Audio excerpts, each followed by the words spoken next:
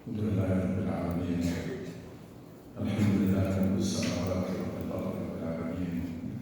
ونعوذ بالله رب السماوات والأرض وهو العزيز الحكيم. الحمد لله الذي بنعمته تتم الصالحات. ربنا لك الحمد حتى ترضى ولك الحمد إذا رضيت ولك الحمد بعد الرضا.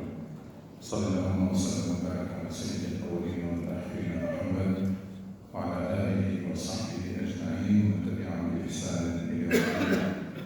أشهد أن لا إله إلا الله وحده لا شريك له الملك الحق المبين، وأشهد أن محمدا عبده ورسوله صفيه من خلقه وخليله وأمين على وحيه. يا أيها الذين آمنوا اتقوا الله حق تقاته ولا تموتن إلا وأنتم مسلمون. يا أيها الذين آمنوا اتقوا الله وانظروا نفس ما قدمت لغد واتقوا الله إن الله خبير بما تعملون. Dear respected brothers and sisters in Islam, all praise and glory and thanks are due to Allah subhanahu wa ta'ala. We owe Allah subhanahu wa ta'ala everything we have, and we وَمَا بِكُم مِّن نِّعْمَةٍ فَمِنَ اللَّهِ. And always whenever you achieve something or you get the good news, remember that's a favor from Allah subhanahu wa ta'ala that should make you more grateful and more humble, and then gives you more responsibility, because Allah subhanahu wa ta'ala holds people accountable according to what He gives them. لا يكلف الله نفسا إلا ما آتاها. Allah does not ask you beyond your resources, beyond your capabilities. We come on this Friday to thank Allah subhanahu wa ta'ala, which we should do all the time. We should do it when you wake up, you should do it all the time. You always need to remind yourself that you are actually drowning in the mercy and favors of Allah, and you should be always thankful in words and in deeds. اعملوا آل داود شكرا. It has to come from the bottom of your heart. Remember the Sayyid al-Istighfar, أبوء لك بنعمتك علي وأبوء بذنبي فاغفر لي فإنه لا يغفر الذنوب إلا أنت. Always feeling the contrast between how much Allah has given you and how little you are doing fi sabilillah, and try to close the gap. Keeping in mind that there is hardly anything that you can do to thank Allah subhanahu wa ta'ala enough for all that He has given you. You just have to do your best. You keep pushing yourself, close the gap between what you can do fi sabilillah and what you are actually doing. And none of us can claim that that gap does not exist, that you are doing everything fi sabilillah, everything that you can fi sabilillah. My dear respected brothers and sisters in Islam, we're going to continue our series talking about the $1,000,000 question, which is, how can I be happy and successful in this life? Something that people are looking for, that people are working so hard to achieve, doing everything, and a lot of time they are missing it. They're missing it. So they think money will bring that happiness, so they make more money. It doesn't. They think buying more stuff will bring happiness. They buy. It doesn't. And then, because this happiness is something that is an internal phenomenon, it comes from within, and we should be looking for it somewhere else. And we have established that your happiness and your success in this life and in the hereafter goes through Ridwanullah. If Allah becomes pleased with you, then that's the path. So if you are serious about pursuing your happiness and success in this life and in the hereafter, we have a very simple answer. As Muslims, pursue Ridwanullah. Tabi' Ridwanullah.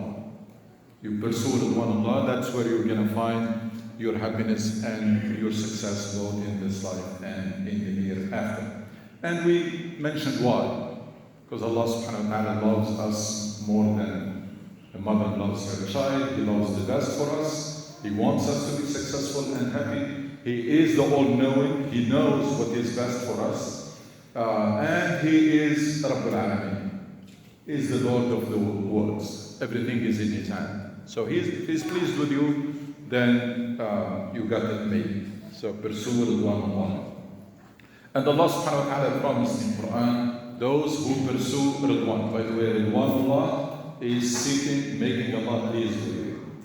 I don't want to translate it into seeking the pleasure of Allah because I don't think that's appropriate. So seeking Ridwanullah, we all should become familiar with this. Whether Arab speaking or non-Arab speaking, or it doesn't matter. Ridwanullah, it's very hard to translate. Making Allah subhanahu wa ta'ala pleased with you. And Quran tells us, number one, that Allah promises that those who pursue His Ridwan, He will guide them to the ways of peace. Ways of peace means they will be happy, they will have that peace of mind, that tranquility. يهدي به الله من اتبع رضوانه سبل السلام.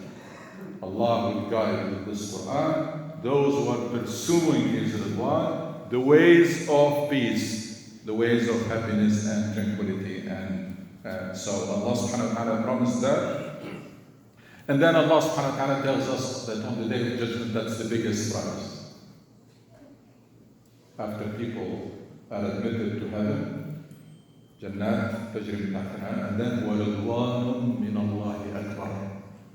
That the biggest prize for people, even as they are already in heaven, is that Ridwanullah. It's beyond all the rewards they get in heaven, is that the fact that Allah subhanahu wa ta'ala is pleased with them. Now the verse, it's short, it's a part of a verse actually.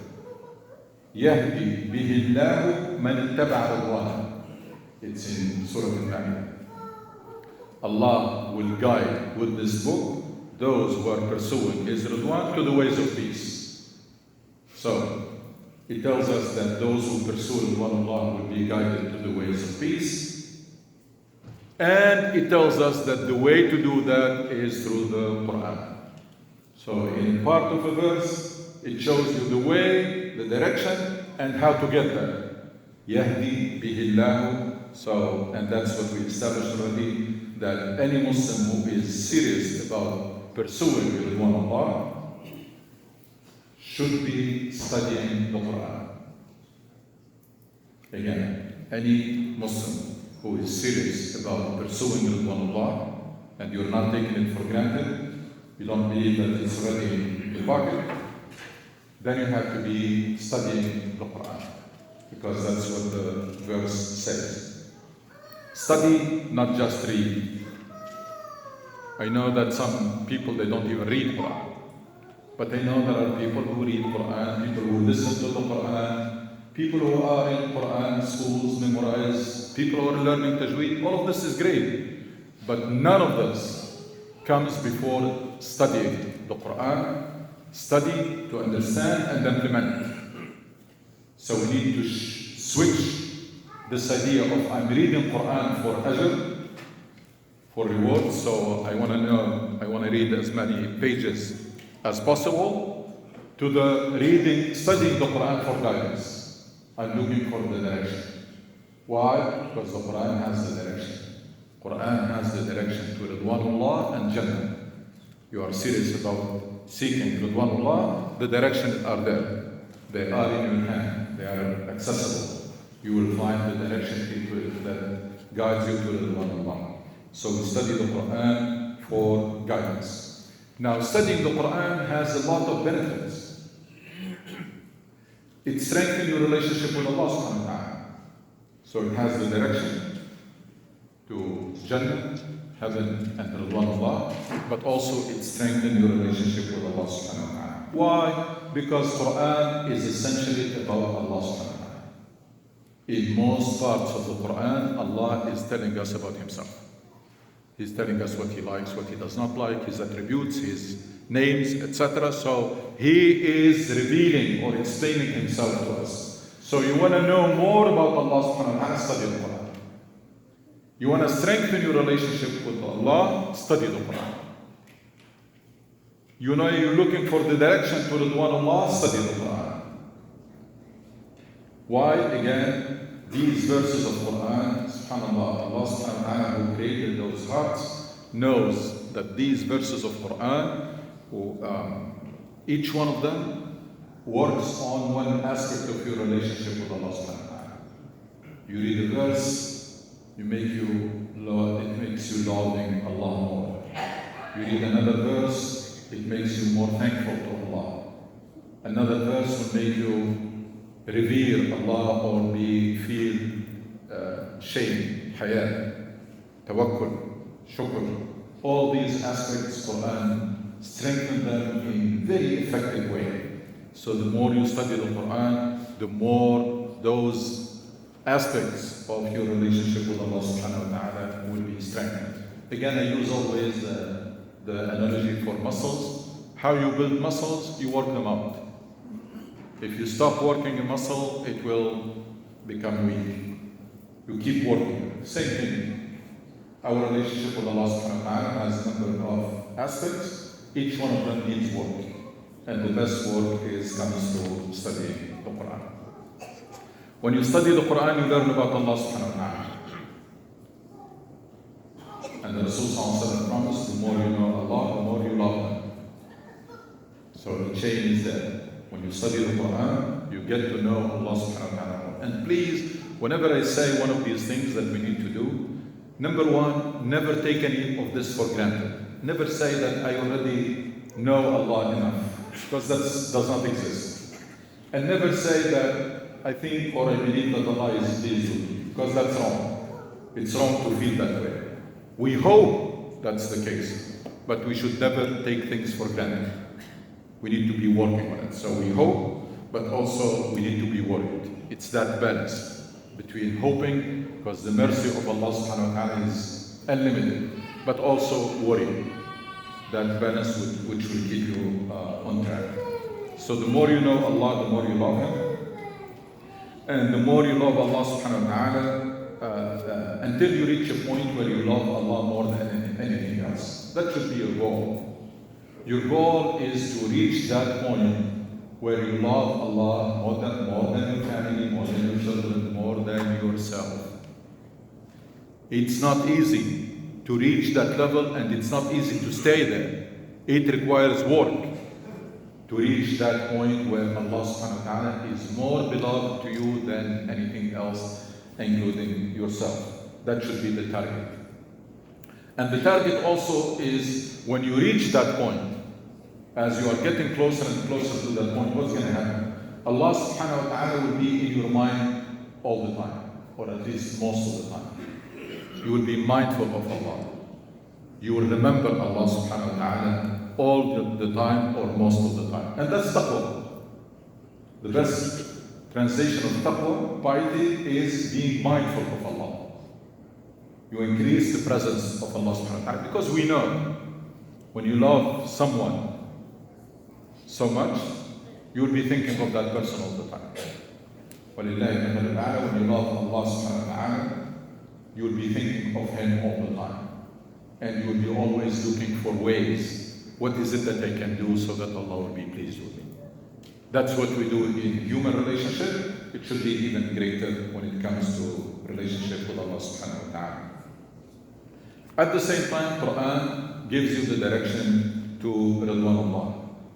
And also strengthen your brakes. So Quran gives you motivation, gives you direction. And then increase your relationship with Allah and your love, that's motivation. So now you know the direction, now you have extra motivation and fuel and energy to pursue that direction. And on top of that, Quran strengthen your brakes. Your brakes means your ability to restrain yourself from anything that is haram or anything that is harmful. And by the way, they are one and the same. Anything that Allah has forbidden is harmful. Allah will not forbid anything except that is harmful. Even if we are not sure, even if we don't know why it was forbidden, but we know for sure that if Allah has forbidden something, it is harmful. So put it together, you have the energy and you have the direction, steering, you have the energy and the fuel, and you have the brakes, your drive is going to be very successful. That's what the believer needs. Any believer who is serious about reaching Ridwanullah, you need to set it as your direction, and you need that energy from your relationship with Allah subhanahu wa ta'ala, and you need to strengthen your base so that you don't go into any exit as the Rasul Sallallahu Alaihi Wasallam one time was sitting with the companions, and he drew crooked lines like exits, and he said there is a shaitan on each one of them. And then he drew a straight line, and he recited, وَأَنَّ هَذَا صِرَاطِ مُسْتَقِيمًا فَاتَّبِعُوهُ وَلَا تَتَّبِعُوا السُّبُلَ فَتَفَرَّقَ بِكُمْ عَنْ سَبِيلِهِ. That we always, as we are driving, there is a shaitan trying to get you in one of those exits. The more you are mindful of Allah, the stronger is your faith, the more resistant you will be to those temptations and those calls of shaitan. So this is a package that is, unfortunately, many Muslims are missing it or are not aware of it, which is Ridwanullah, or seeking Ridwanullah, Ma'rifatullah, knowing Allah subhanahu wa ta'ala, and then working hard and striving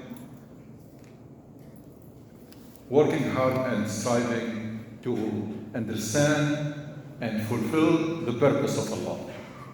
So putting this triangle together, seeking Ridwanullah, needs that you get to know Allah, Ma'rifatullah, and then the third component is to be working to understand and fulfill the purpose of Allah. Ma'rifat wa infad muradillah. Majority of Muslims, without any exaggeration, do not realize or are unaware of this connections. Some of them, they take this Ridwanullah for granted. Some of them, they think that they know Allah subhanahu wa ta'ala enough. I say some, actually majority. Many.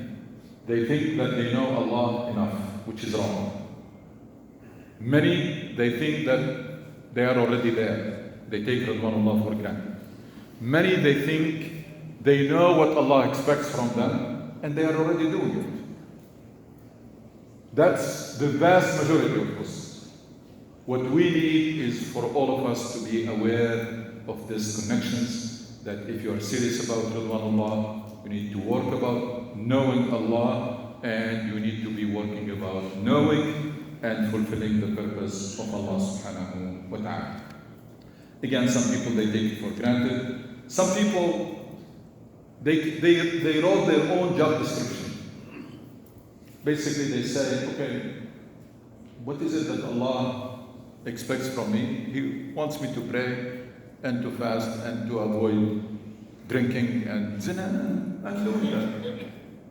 So what are you talking about? Why do we need to make any effort to learn more about Allah or about His purpose if I believe that I already know it?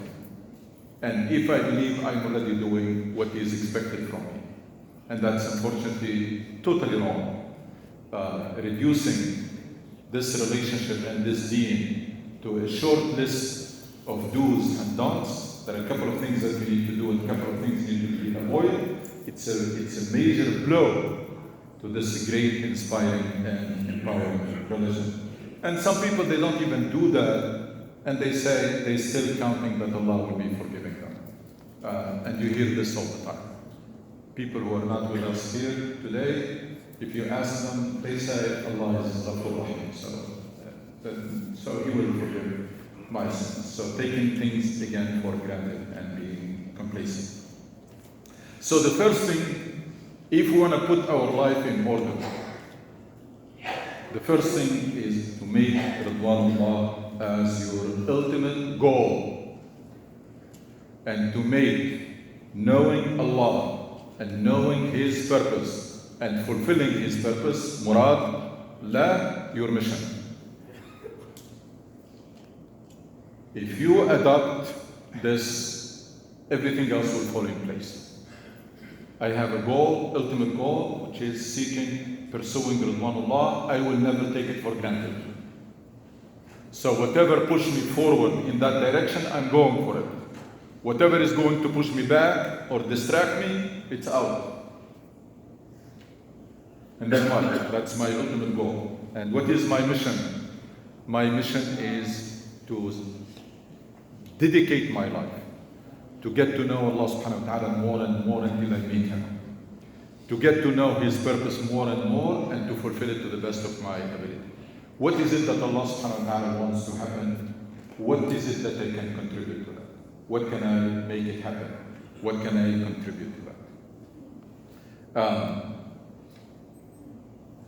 So what can I do to make Allah subhanahu wa ta'ala pleased with me should be your guiding priorities. So the question that you should be always asking yourself, number one is, what is it that I can do to increase my chances that Allah subhanahu wa ta'ala is pleased with me? That should be a question in your mind all the time. And looking for opportunities. And when you get an opportunity, just seize it. Don't miss it. What is it that I can do to get closer to Allah, to make Allah subhanahu wa ta'ala more pleased, to be better than others? Because, believe it or not, we are in competition. We are in a race. وَسَارِعُوا إِلَى مَغْفِرَةٍ مِّن رَبِّكُمْ وَسَابِقُوا.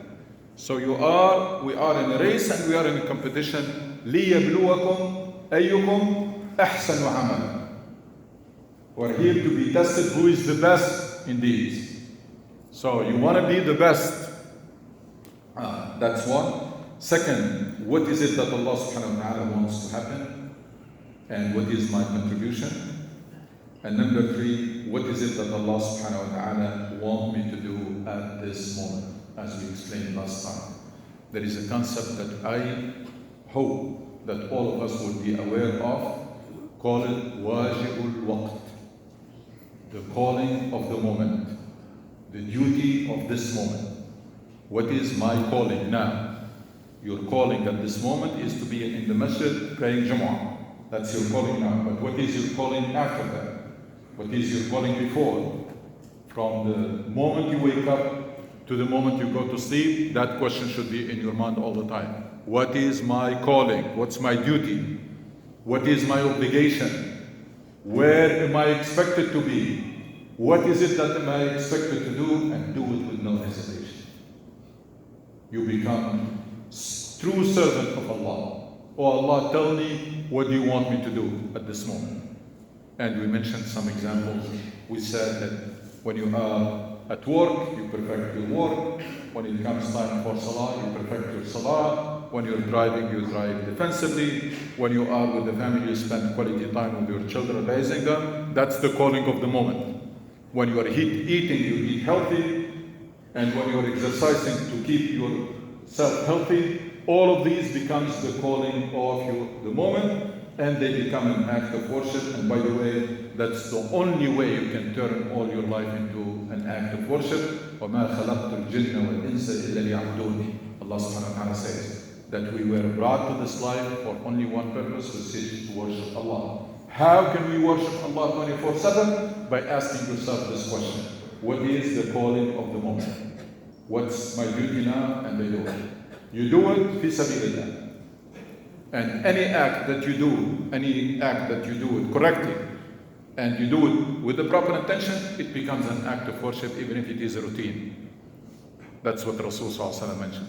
Even eating, even sleeping, even driving, even walking, even all of these become an act of worship if they are done with the proper intention, and of course they are done correctly. We are all, during the whole day, we are balancing two things. One is the calling of the time. What is it that I'm supposed to do? And then there is the convenience. What is convenient? This is the choice that we are making almost all the time. What is the duty? Wajib? What is convenient? That's Quran called ittiba'ul hawa. People follow their desires, they do what is convenient. So the true believer try to be 100% going for the first choice. Whenever you have those two options, you go for the first option. That it's not what is convenient, it's not what is it that I like to do, it is what is expected from me and what is it that I am supposed to do. So there is ittiba'ul Allah, one path, and there is ittiba'ul hawa. Ittiba'ul hawa is following what is convenient and what your desires. So this is what you ask all Ask yourself all the time, what is my duty, what is my calling, what is the expectation, and do it without any hesitation. That's how you turn your life into an act of worship. Now, what is the purpose of Allah subhanahu wa ta'ala? If you want to spell it out, what is it that Allah subhanahu wa ta'ala wants to happen and expects from us? Get us start that today, inshallah, and continue continue because of the time. First and foremost, Allah subhanahu wa ta'ala wants you to be all you can be. Allah subhanahu wa ta'ala wants you to be all you can be. Meaning what? Meaning to be the best version of yourself. You want Allah to be pleased with you? Work on yourself to be a better person every day. Allah does not want to see you the same person 2 days in a row. And we're going to talk about practically how can we do that. Allah subhanahu wa ta'ala wants you to be on a continuous improvement and growth path. Every day you are better than the day before. Every day you are more ready to meet Him. Every day you are closer to Him. So Allah subhanahu wa ta'ala wants you to be all you can be and to leverage all the potential that He has given you. Allah subhanahu wa ta'ala wants you, and that's what will make Him pleased with you, to perfect everything you do, to excel in every role. Inna Allah yuhibbu, Rasul sallallahu alayhi wa sallam says, Inna Allah yuhibbu idha amila ahadukum amalan an yutqinah. Whatever you're doing, try to perfect it and do it with excellence. Inna Allah kataba al-ihsana fi kulli shay. Allah subhanahu wa ta'ala prescribed excellence in everything. I don't know how the Muslim world and the Muslim communities became so mediocre. They're following a religion that emphasizes excellence and emphasizes perfection. How can we allow ourselves to be in this situation? You try to be the best servant of Allah by perfecting your acts of worship that requires work. The best spouse that requires work. The best parent, the best neighbor, the best employee, the best businessman if you are running a business. And you want your health to be in the best possible shape. And of course, on top of this, you need your iman, your faith to be in the best shape. Perfecting your ibadat. It's not enough just to pray. You need to upgrade the quality of your prayer. Perfecting your manners. You want Allah to be pleased with you, that's what you want to see. That your manners, your interaction with people is always improving. If you have an anger problem, you control it. You control your tongue. So, akhlaq, truthfulness, honesty. And there is only one way to do that. There is only one way to do that, and which is what? Which is to be every day in the business of learning and implementing. Learning a new piece of information and implement it right away. Whether that piece of information is related to your deen, will make your deen better. Whether it is related to how to be a better spouse, will make you a better spouse. Whether that is related to even to your career, make you more successful in your career. Whether it is a piece of information about health that you are not aware of it, and you got it, you implement it right away. That will make you, that's the only way. So anybody who is not in the business of learning and implementing, both, because there are people who are not learning, and that's bad, but there are people who come to learn things, but they don't implement them.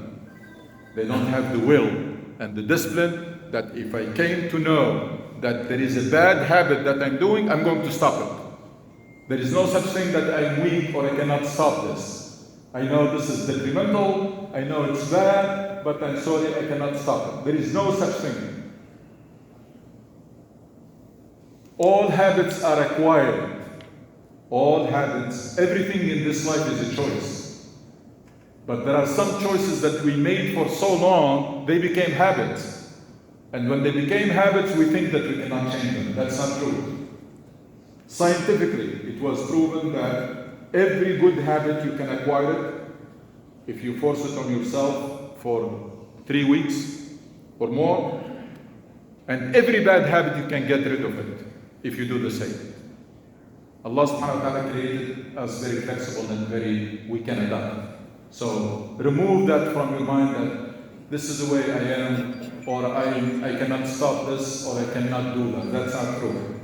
If there is a will, there is a way. So that's the only way, learning and implementing it. What's the goal? The goal is to be like Prophet Muhammad sallallahu alaihi wasallam, a role model for the people around you. That should be your goal, to leverage all the potential that Allah has given you and to be a role model and the best ambassadors of Islam that will make people love Allah and love Islam just through your behavior before you say anything about your deen, because people, they saw already the action. So that should be your goal, to be a strong believer.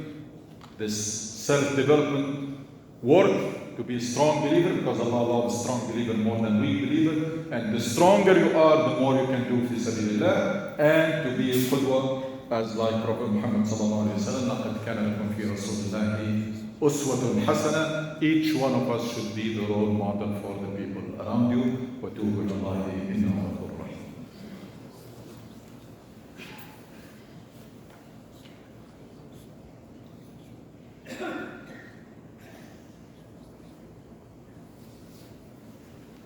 إن الحمد لله نحمده ونستعينه ونستغفره ونستهديه ونتوب إليه، نعوذ بالله من شرور أنفسنا ومن سيئات أعمالنا، من يهده الله فهو المهتد ومن يضلل فلن تجد له وليا مرشدا.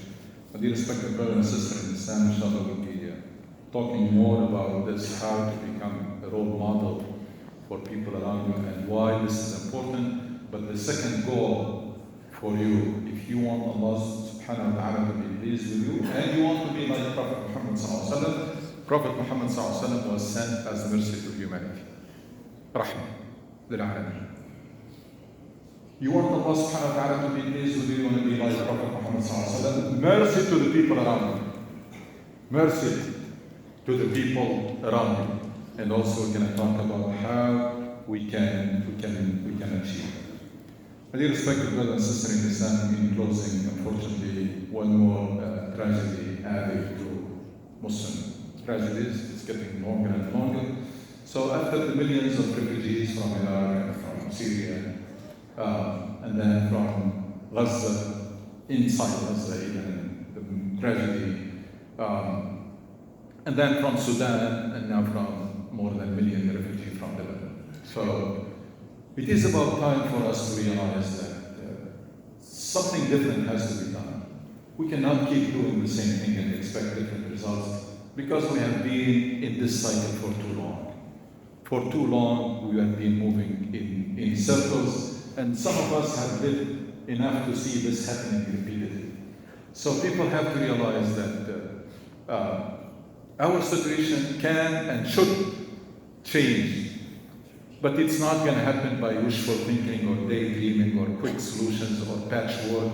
None of this is going to do it. It's a very deep and very compounded crisis that requires really new approach and different ways of thinking. Because if we're going to continue with the same way that brought us to this point, then we're going to get same results.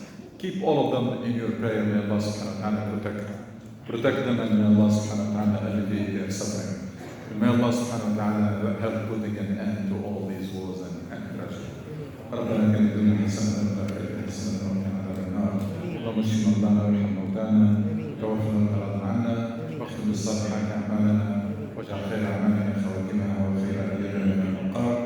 ربنا ارحم والدينا كما ربنا صغارا وارحم موتانا وجميع موتى المسلمين. لا إله إلا أنت سبحانك إنا كنا من الظالمين. صلى الله على سيدنا